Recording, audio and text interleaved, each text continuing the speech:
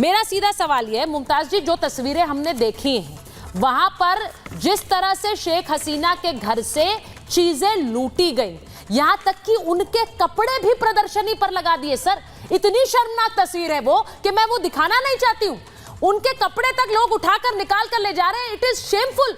और फिर ये सब डेमोक्रेसी के नाम पर हो रहा है कि वहां हम डेमोक्रेसी बचा रहे हैं, हम आरक्षण के खिलाफ इस सरकार को हटाना चाहते हैं। ये तोड़ फोड़ करके, ये सामान चोरी करके, हिंदुओं की बस्ती जलाकर, ये कौन सी डेमोक्रेसी बच रही है मुमताज जी? सुचारिता जी, देखिए हम शुरू से और कई बार हमने कहा, जब हमारे देश में भी इंतहा पसंद लोग, शिद्दत पसंद लोग जब सामने आते हैं तो हम हमेशा हमने लिखा भी कि हिंदुस्तान जो है वो उसका मुकाबला किसी से नहीं है, न पाकिस्तान से, न बांग्लादेश से, न अफ़गानिस्तान से, न किसी से नहीं है। ये बहुत ही स्ट्रॉन्ग एक हमारा डेमोक्रेटिक कंट्री है, तो इसका कोई मुकाबला नहीं। इसलिए हम जब भी कोई गांधी जी को गोली मारता था स्टेचू बना के, तब भी हमने मुखालफत की। जब कोई यहाँ पे अंबेडकर जी की मूर्तियाँ जब लोग तोड़ते थे, तब भी हमने मुखालफत की कि ये इंतहा पसंदी जो है वो कतई नहीं आनी चाहिए और हमारे मुल्क को पाकिस्तान या बांग्लादेश या अफ़गानिस्तान के राह पे न ले जाया जाए। हमेशा हमने मुखालफत की और आज भी मैं ये कह रहा हूँ कि देखिए, और जो लोग ये कह रहे हैं कि बांग्लादेश जैसा होगा, ये ऐसा बिल्कुल नहीं है। हिंदुस्तान की जो जमहूरियत है, हिंदुस्तान का जो डेमोक्रेटिक सेटअप है वो बहुत ही स्ट्रांग है। ये तो कोई ख्वाब न देखिए मैं बिल्कुल इसका कायल नहीं हूँ जो लोग ऐसा कह रहे हैं, लेकिन फिर भी मैं ये कह रहा हूँ कि जो इंतहा पसंद लोग यहाँ किसी भी तबके के हों, उनके खिलाफ जो है एक्शन होना चाहिए और उन्हें कतई जो है आज़ादी नहीं दी जानी चाहिए। क्योंकि हमने हमने किसान आंदोलन में देखा कि किस तरीके से लाल किले पे जा करके वहां पे झंडा लगा दिया जाता है। ये बहुत ही शर्मनाक था। तो इसलिए मुझे लग रहा है कि देखिए सुचारिता जी, कहीं भी किसी भी, देखिए मजहबी ऐनक से कभी भी डेमोक्रेटिक कंट्री को, डेमोक्रेटिक जो पदों पे बैठे हैं लोगों को नहीं देखना चाहिए। कहीं भी अगर ज्यादती हो रही, मैं कह रहा हूं, फिर अगर कोई गांधी जी को स्टेचू ही बना के गोली मार रहा है, उसको भी अरेस्ट होना चाहिए। कोई अगर अंबेडकर जी की मूर्ति तोड़ रहा है, उसको भी उतनी ही सजा सख्त होनी चाहिए। मुमताज जी, आपने जब वहां किसान आंदोलन का जिक्र किया तो मुझे वो तस्वीरों पर भी चर्चा हो रही है। देखिए, बहुत से लोग कल से, सुशील जी आप देख रहे होंगे, जीडी बख्शी सर व्हाट्सएप पे, सोशल मीडिया पर ये चर्चाएं करने लग रहे हैं और भारत के कॉन्टेक्स्ट में कर रहे हैं। यहां पर ऐसे आंदोलन हमने देखे। अब वो किसान आंदोलन के नाम पर जो ट्रैक्टर लेकर लाल किले पे चले गए, वहां पर जिस तरह हिंसा हुई और फिर कुछ लोगों ने कहा हम तो संसद में जाएंगे, ये सब एक तरह का थ्रेट है। ये दिखाने की कोशिश कि भाई ये देखिए, ये जो सरकार है ये लोकतंत्र के खिलाफ है, ये डेमोक्रेटिक नहीं है, ये तो सरकार ही नहीं है, ये तो चुनी हुई सरकार नहीं है। ये भी तो एक बार बार कहा जा रहा है और कुछ लोग विदेश भी जाके कहते हैं। हाँ, देखिए एक मिनट, मैं आ सकता हूं? बख्शी सर बोलिए। नहीं, अच्छा, थैंक यू। देखिए, क्या मैदान रेवोल्यूशन एक पॉपुलिस्ट मूवमेंट थी? क्या ऑरेंज रेवोल्यूशन एक पॉपुलिस्ट मूवमेंट थी? क्या अरब स्प्रिंग क्या एक पॉपुलिस्ट मूवमेंट थी? ये सब सीआईए की ऑर्केस्ट्रेटेड जो है मूवमेंट, उनके स्टार्ट किए हुए डिस्टेबलाइजेशन कैंपेन्स थे फॉर रेजिम चेंज। मुझे हैरत है कि विवेक, जो कि अमेरिका की इसके लिए हिमायत कर रहे हैं, आपको मालूम नहीं कि क्या हुआ सोवियत संघ के साथ? ना, बिल्कुल नहीं कर रहा सर, बिल्कुल नहीं कर रहा सर, बिल्कुल नहीं कर रहा। मैं तो बहुत खुश हूं कि आज आप मेरी लाइन ले रहे हैं। आप कह रहे हैं कि ये सब पॉपुलिस्ट मूवमेंट है। देखिए, मैं आपको कहना चाहता हूं सुचारिता जी, एक मिनट विवेक, एक मिनट। मैं कहना चाहता हूं कि पाकिस्तान एक फटीचर मुल्क है, बर्बाद हो रहा है, इकोनॉमिक मेल्टडाउन की हालात पे है।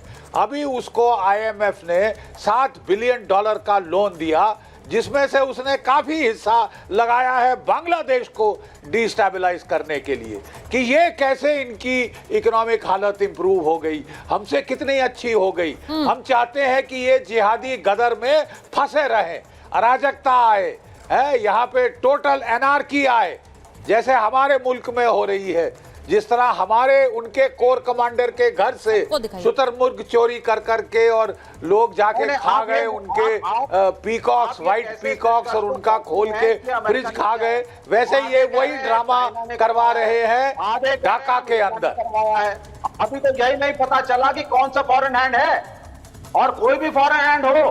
अच्छा, शेख हसीना अनअपोज्ड आई थी। मैं कह रहा हूं कि अमेरिका की CIA का फॉरेन हैंड है। अरे आप सुनते नहीं है ना, मैं कह रहा हूं कि अमेरिका की CIA का फॉरेन हैंड है, उसका मोहरा के तौर पे उसने ISI का इस्तेमाल किया है। ISI का इस्तेमाल करके, विवेक जी एक मिनट रुकिए, मैं सिर्फ ये कह रही हूँ, उन्होंने बात कह रहे हैं कि ISI का इस्तेमाल करके अमेरिकन इंटरवेंशन बांग्लादेश में हुआ है। मेरा बड़ा सिंपल सवाल है, क्या कोई भी मूवमेंट, और स्टूडेंट भाई विवेक जी आप एक मिनट रुक जाइए, कोई भी मूवमेंट और स्टूडेंट मूवमेंट खासकर, क्या वो इतना हिंसक हो सकता है कि लोग पूरी सड़कों पर इस तरह आ जाएं और वो उतारू हो हिंसा के लिए? वो सिर्फ ये नहीं है कि वो शेख हसीना चली गई और वो जश्न मना रहे हैं कि भाई हमारे देश में जिसकी सरकार हमें नहीं चाहिए थी वो चली गई, या इन्होंने हम पर जबरदस्ती आरक्षण थोपा था, हमें नहीं चाहिए थी। वो जश्न मना रहे हैं, वो वहां जाकर तोड़फोड़ कर रहे हैं, वो लूट रहे हैं। ये सब हो क्या रहा है? ये क्या एक केयरफुली ऑर्केस्ट्रेटेड प्लान लगता है सुशील जी? साफ, ये सड़क पर उतरकर व्यवस्था को भीतर से ध्वस्त करने का एक आजमाया हुआ तरीका है, और ये पहली बार हम होते हुए नहीं देख रहे हैं। हमने देशों में सेनाओं द्वारा तख्ता पलट होते देखा है। शेख मुजीबुर रहमान के घर में जाकर के उसके पूरे परिवार को नष्ट करके तख्ता पलट हुआ था, तब जनता सड़क पर नहीं उतरी थी। लेकिन इस बार देखिए, शेख हसीना वाजेद लगातार प्रधानमंत्री बनी आई रहीं, चुनाव लड़ती रहीं, चुनावों में कई बार बायकॉट हुआ, कई बार लड़कर के हार गया विपक्ष, तो इस बार उन्होंने सड़क पर जोर आजमाइश की, सड़क पर जोर आजमाइश की, और इस जोर आजमाइश में उन्हें बाहरी शक्तियों का साथ मिला। पाकिस्तान और ISI शेख हसीना वाजेद के बिल्कुल भी पक्ष में नहीं थी। उनको ये भारतीय समर्थक सरकार लगती थी, भारत के पक्ष की सरकार लगती थी। मैं आपको एक छोटी सी घटना याद दिलाऊं, बांग्लादेश में BDR होता था, बांग्लादेश राइफल्स, वो जैसे हमारा BSF है, वो उनकी सीमा का सुरक्षा करता था। कुछ वर्ष पहले बांग्लादेश राइफल्स ने एक रिवोल्ट किया बांग्लादेश के अंदर, और इसी शेख हसीना वाजेद ने उसको भंग किया, उस पूरे के पूरे पैरामिलिट्री फोर्स को डिसॉल्व किया। उसमें ISI की घुसपैठ थी, ये वही BDR था। ऐसे और भी बहुत से सैन्य संस्थान हैं बांग्लादेश की सेना में जिसमें ISI की घुसपैठ है, क्योंकि 1971 से पहले बांग्लादेश की आर्मी और पाकिस्तान की आर्मी एक ही आर्मी थी। उनमें लगातार कॉन्टैक्ट्स थे, उनके बहुत से सीनियर जनरल्स एक साथ उस आर्मी में आए और काम किया उन लोगों ने। एक प्रेम कुमार जी ने एक सवाल पूछा है, मैं उस सवाल पर कर्नल लैन से एक जवाब रिएक्शन लेना चाहती हूँ, लेकिन उससे पहले आपको बताऊं कि अमेरिका में अब ये देखिए बांग्लादेश की आग कैसे अमेरिका भी पहुंच गई। बांग्लादेश की जो दूतावास है उसमें हंगामा हुआ, न्यूयॉर्क में बांग्लादेश एम्बेसी में प्रदर्शनकारी घुस गए और वो जिद क्या कर रहे थे कि मुजीबुर रहमान की जो फोटो है वो वहां से हटानी है। जरा तस्वीर दिखा दीजिए, वो न्यूयॉर्क में जो बांग्ला एम्बेसी नहीं बांग्लादेशी एम्बेसी, प्लीज इसे ठीक करिए। न्यूयॉर्क में जो बांग्लादेश की एम्बेसी है वहां पर ये घुस गए और ये जो हंगामा कर रहे हैं, ये न्यूयॉर्क की तस्वीर है, देखिए ये वहां घुसे, जी जी जी वो यहाँ घुस गए और वो कह रहे थे मुजीबुर रहमान की तस्वीर हटाइए यहाँ पर। सुरक्षा नहीं है वहाँ। हाँ अब देखो दूतावास में घुस रहे हैं लोग, सोचिए एक सेकंड, दूतावास में लोग घुस रहे हैं और ये अमेरिका उसको सुरक्षा नहीं दे रहा है। ये असाधारण स्थिति है ना कि न्यूयॉर्क में किसी दूतावास में कैसे लोग घुस सकता है, सामान्य सी बात है। और ये बता रहे हैं, मैं 2-3 लाइन बोलता हूँ, सुशील बोलेंगे। देखिए ये जो प्रेम जी ने जो सवाल उठाया है, अमेरिका और भारत के संबंध का ये अर्थ नहीं है कि अमेरिका बांग्लादेश में हमारे नीति के अनुसार चलेगा और उसकी नीतियां वैसी। मैं यही सवाल पूछना चाहता हूं। दूसरी बात सुनो, अमेरिका एकमात्र देश था जिसने अवामी लीग के सांसदों के वीजा को प्रतिबंधित कर दिया, कहा कि बांग्लादेश शेख हसीना त्याग पत्र दें, इंटरिम सरकार में चुनाव हो। और यहाँ देखो विडंबना देखिए कि चीन यद्यपि शेख हसीना के विरुद्ध था, लेकिन भारत और चीन दोनों इसके विरुद्ध खड़े हुए कि ये त्याग पत्र नहीं देंगे और अमेरिका के दबाव को अस्वीकार किया है। तो ऐसे अनेक प्रमाण हैं जिससे पता चलता है कि अमेरिका वहां क्या भूमिका निभाना चाहता था।